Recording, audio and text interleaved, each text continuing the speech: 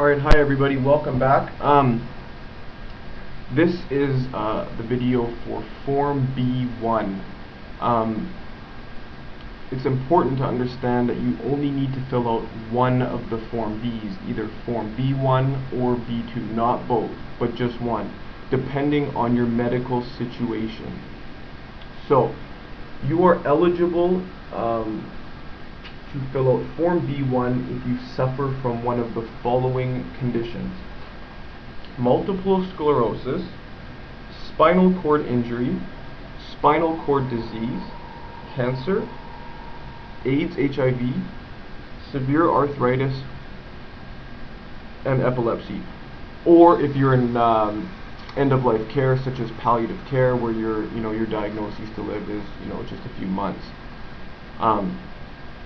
However, at that stage of life, whether or not you want to be filling forms out, that's another question. Nevertheless, this is the video for Form B1. So it's important to note that right here on the first page that you need a real doctor to fill this out, and we all sort of know what real doctors are. Not sort of this guy down on I've read about him on the forums, some naturopaths coming around, charging $150, $200 for prescriptions. This is in California. We haven't really gotten to this wild gong show quite yet, where people are signing forms left and right, and it's become an entire industry. But nevertheless, this is the real doctors, physicians, GPs, specialists, whatnot. But so I think that's pretty self-explanatory. It is quite difficult to get a non-compassionate, sort of irrational practitioner of Western medicine to sign these forms, because they've been indoctrinated themselves into accepting this prohibition against natural, God-given medicine. They've sort of become pawns for the pharmaceutical industry and sort of pushers of things like Lipitor and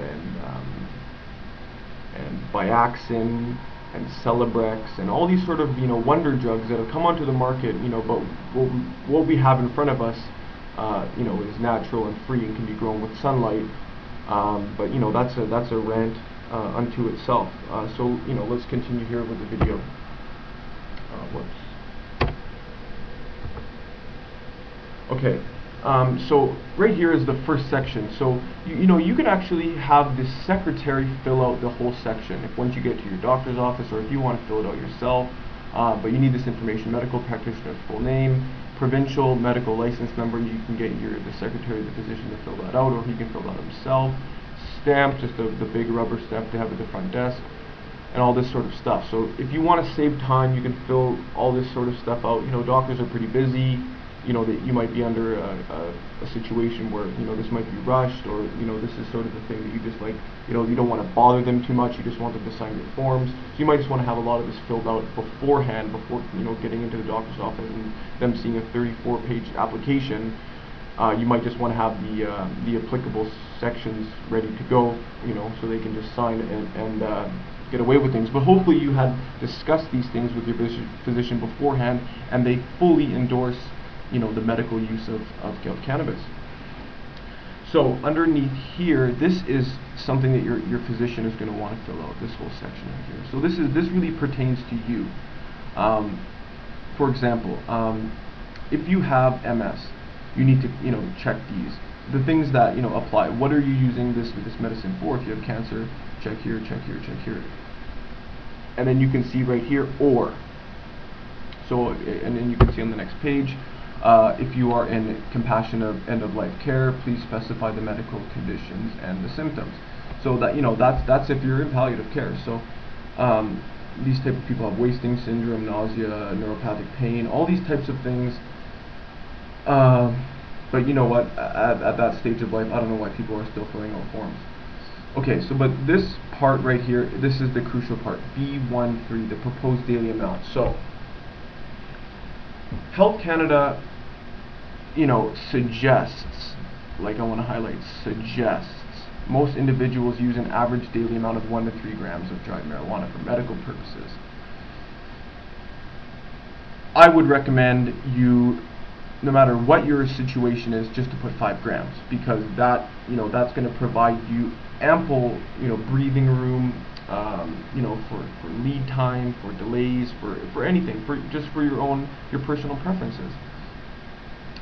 Anything over 5 grams becomes a bit of a headache between your doctor and Health Canada.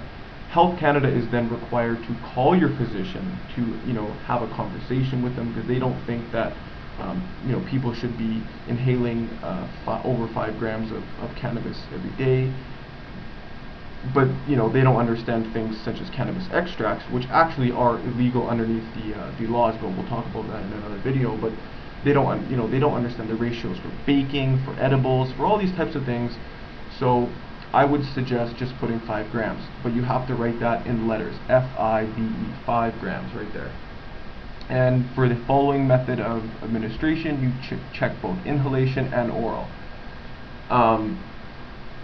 So these are the types of things you need to be talking to your doctor with. I would just put 5 grams right off the hop.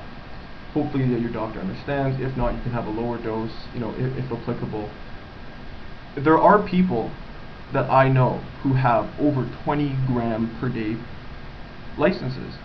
Those people are, have severe terminal illnesses, cancers, AIDS, HIV, So when you're in that sort of terminal lifestyle, is Health Canada really, concerned if you're inhaling smoke? I'd be more concerned with dying, but that's a question unto itself. And right here, B14 duration. If it's less than 12 months, if your doctor only feels like you need it for 6 months, put that, but I don't think that's usually the case anyway, so you can just forget that part. Like I said, you need to put your name on all these little forms, so don't forget to put your name down here, so just print that. And this is the declaration. So doctors, if they're not compassionate doctors, they do have a difficult time filling these things out. I don't know why. I guess a couple of years ago, the BCMA, or one of these Canadian physician associations, sent out this big memorandum telling doctors, don't sign these forms. We don't know anything about cannabis. It's dangerous. Let's just give people more drugs. That was sort of the gist of the whole thing. But nevertheless, this is the declaration that they need to fill out. I'm sure they'll read over this, give this a quick glance, but hopefully this is something that they've already said yes to. They sign, print, date. So once all that's done, your Form B is filled out. Don't forget to put your name at the bottom of the page as well, as this is the page 3 of 3. I don't have it on me right now or on my website, but I know that there is a form that is available for physicians to release themselves of any sort of liability for signing these things. They don't have qualms about prescribing methadone or Tylenol 3s or codeine, which kills thousands of people every year across the world, but they need a release form to sign something that has never killed anybody.